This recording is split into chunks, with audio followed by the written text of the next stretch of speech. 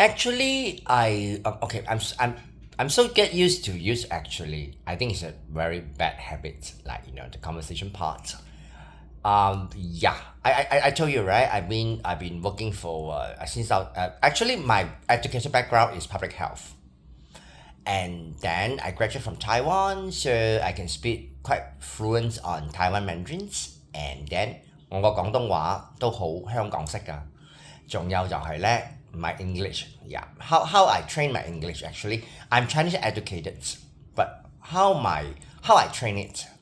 My first job when I work in Hewlett Packard as inside sales, I support Taiwan market. That would be easy because it's a Mandarin. After that, I transferred to Malaysia team. My first call to the customer actually make my team lead laugh.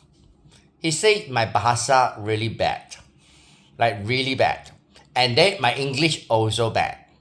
So and then you know what I do? My first salary only 1,008, and then I just go Petaling Street lah and buy private DVD, Sex and the City. That's how I practice my English. At first, I watch with subtitles. After that, I watch with English subtitle, and after that, I watch without subtitle. That's how I pick up my English bit by bit. So I've been working, and then actually I have no regret to join this Hewlett Packard's contact center during that time as Menara Olympia.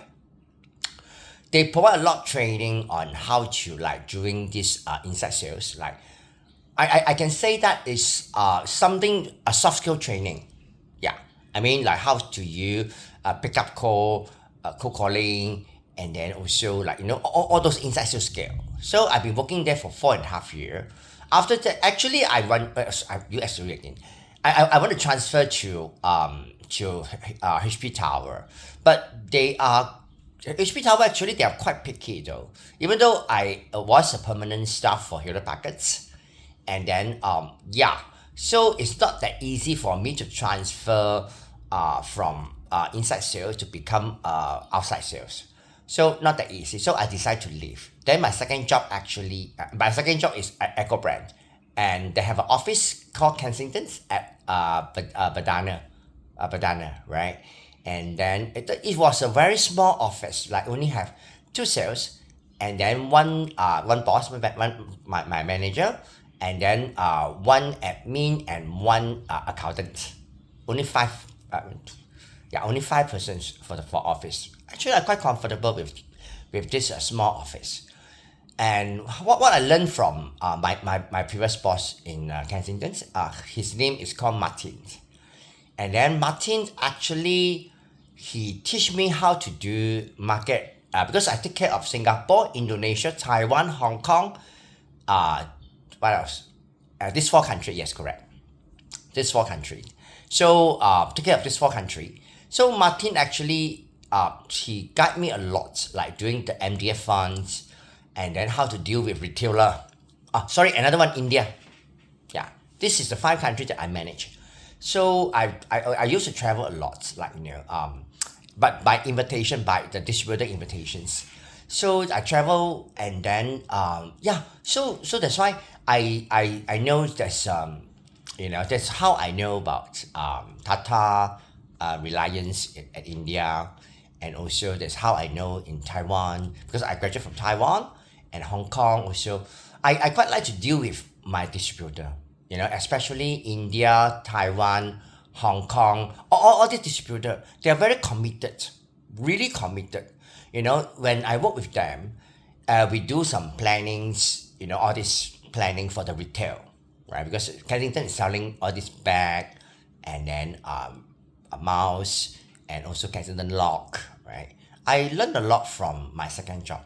Yeah, I worked for there like for 4 years or so. Yeah, and then my third job is IBM. That's another story we can discuss.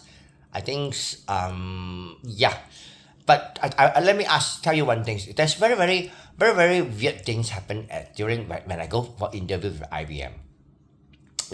My background actually I cannot go into IBM, and then the role that I apply is a power server and mid-range storage seller for mid-market and white space.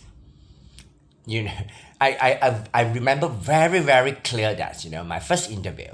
So my hiring manager is called Rajit. He's from India, Bangalore. And then he asked me, he said, Tristan, how do you ensure that your background, because my technical background not strong enough, because power server. Last time I only sell Intel server. So now I want to sell power server. So, I was quite a bit not so prepared for this. I was, I get shocked when I get called for an interview for the IBM. Really get shocked. And then, unfortunately, I passed the interview. Yeah, with my limited technical background. I passed the interview, and then I get 2 offer letters. One offer letter from Takas Malaysia.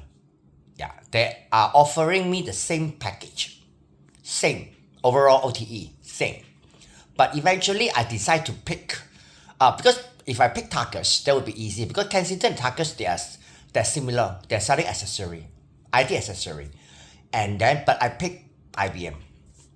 Why? First thing, because IBM this company is my dream company. I always want to go into IBM, right? When I look at my job skill and then their products, and then I feel very excited. And then the more excited part is that during the orientations, sit beside me is someone, actually, he is from finance, but he's doing IT sales. I say, huh? You're from finance? Right? He said, yes. Then how do you do IT sales? He said, I don't know. They just recruit me when I apply the sales job. Then I tell them my finance background, and then then the hiring manager say I'm okay. Then to just pick him in for this interview. So actually, in IBM, very tough, and I can say that I learned a lot, really learned a lot. I learned a lot, but one thing, because I'm quite a proactive person, because my limited, I do not know how to. I know how to probe in a simple way on the storage, but IBM storage is a lot different, and power server also different. So because in a lot of power server customer they are software driven. For example, SAP, ERP, all this, and then something different, right? And then also, then I start to learn how to do propping with this customer, like manufacturing, banking, finance. Of course, I facing a lot of challenge when I work in IBM. It's so much different from where I work with Kensington and Hewlett Packard. The environment is very complicated, I can tell you. Really complicated. I get backstabbed a lot because I was new join. Then I get backstabbed a lot, but still I never give up to learn. I can tell you that there's always this is very important. My reporting manager Rajit, during the probation 6 months, and then he called me, say, Tristan, come.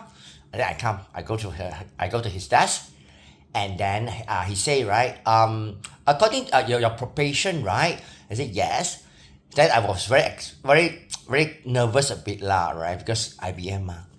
Then he say, Tristan, you're not smart, but you're very hardworking. So I approve your probations. After all this year, I still remember this. He teach me 2 things very important in IBM, my Rajit. First is that you're not smart, but you're hardworking. Second, company pay your salary is to solve the problem, not create conflict. I really learned a lot from being a sales, being a sales when I work in IBM. Yeah, even though I'm facing a lot challenge, really a lot challenges, terrible challenges. Yeah, but very short term, but I am very happy with it. Yeah, until now sometimes I will go back to 1 year to just hang around, and then sometimes I'm very old school. Then I will just remember that, when I work at IBM, I work at IBM. I work from 9 to 9, or sometimes 12 hours. And also sometimes I work at, but even though it's very tired, very struggling challenges, whatever, but I was very happy, super happy. Yeah, because there's something new that I never learned, and IBM opened a door for me. It called technology. I always keep this in my mind. That's why I become a tech savvy. Yeah, that's how I learn new technology.